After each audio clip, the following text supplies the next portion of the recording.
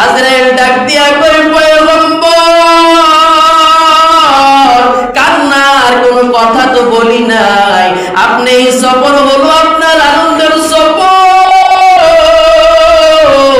আপনি কেন চোখের পানি ফালা ফালা কাঁদতেছেন? মায়ার নবী ডাক দিয়া কই ভাই আজরাইল,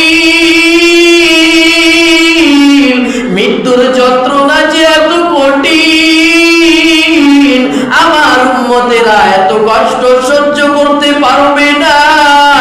আজরাইল ডাক দিয়া কয় পয়গম্বর, আপনি টেনশন করবেন না গো নবী, আপনার যে উম্মত দুনিয়ার মধ্যে গুনাহ করবে না, আপনার যে উম্মতেরা নেক আমল করে দুনিয়া থেকে বিদায় নিয়ে যাবে, আমাকে তাদের রূহ কেমন ভাবে কবজ করার জন্য বলা হয়েছে নবী।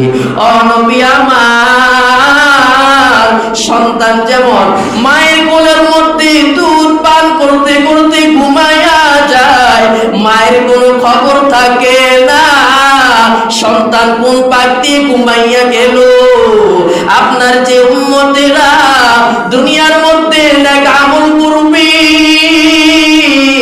আমাকে তাদের জান কবজ এমন ভাবে করার জন্য অনুমতি দেওয়া হয়েছে। সন্তান যেমন ঘুমায় গেল মা টের পায় নাই, আপনার যে উম্মতেরা নেককার তাদের জান এমন ভাবে রূহ কবজ করা হবে, তাদের রূহ এমন ভাবে কবজ করার জন্য আমাকে অনুমতি দেওয়া হয়েছে।